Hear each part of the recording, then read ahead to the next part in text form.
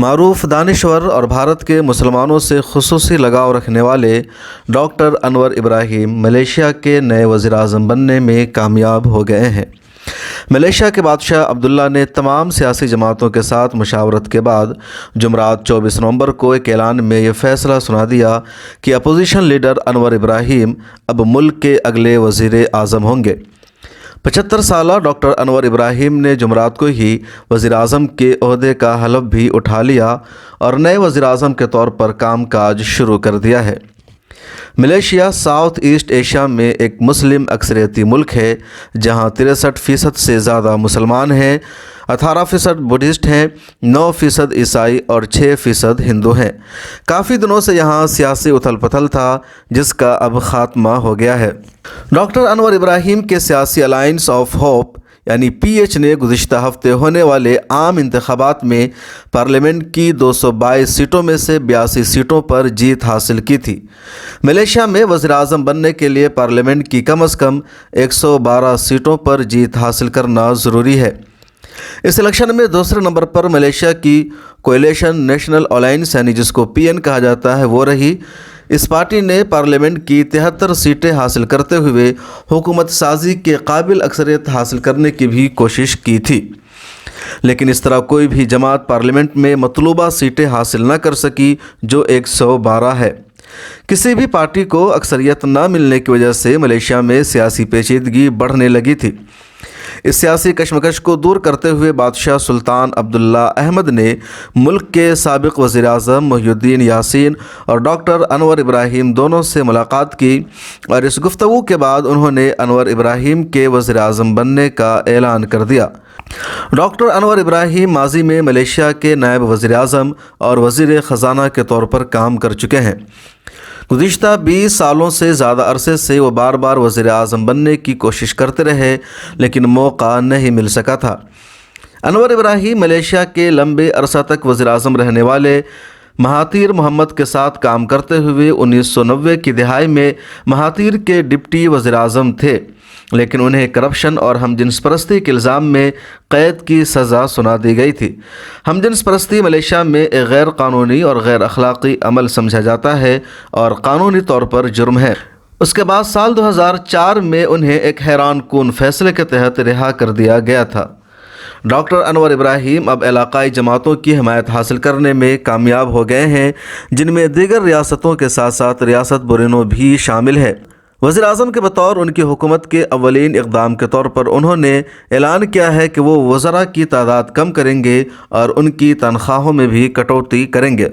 Mahathir Mohamad جو اب 97 سال کے ہو چکے ہیں، پچھلی 5 دہائیوں سے اس ملک کی سیاست پر حاوی رہے ہیں۔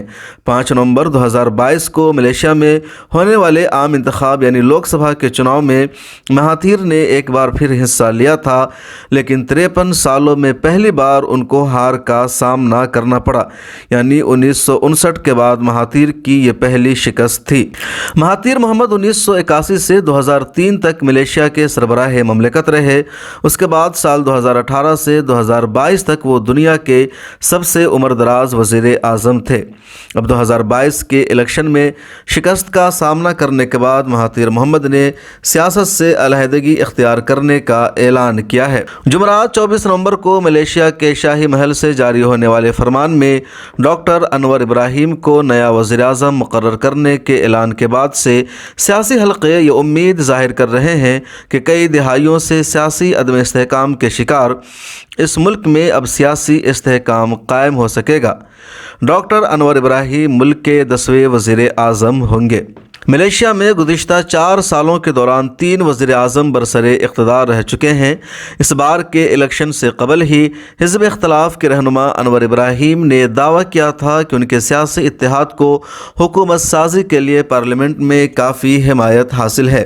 ملیشیا ایک کثیر النسل ملک ہے جہاں سیاسی رساکشی اور عدم استحکام اس ملک کو گوناگو مسائل سے دوچار کرنے کا سبب بن سکتا ہے۔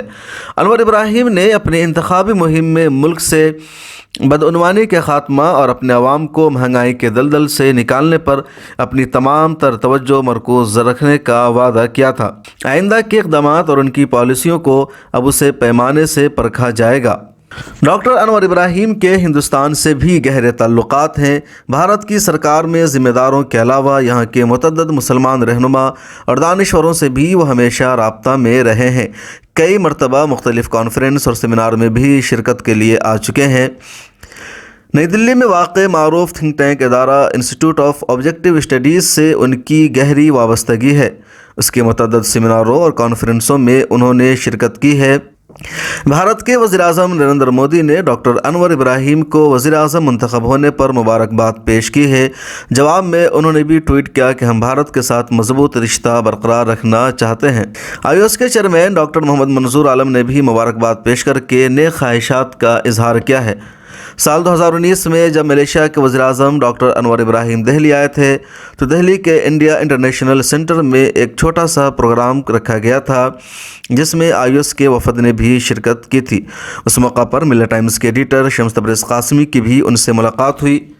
مشہور صحافی اور ملت ٹائمز کے سینئر ایڈیٹر اے آصف نے آج سے چند سال قبل ان کا انٹرویو بھی کیا تھا۔ بیورو رپورٹ، ملت ٹائمز۔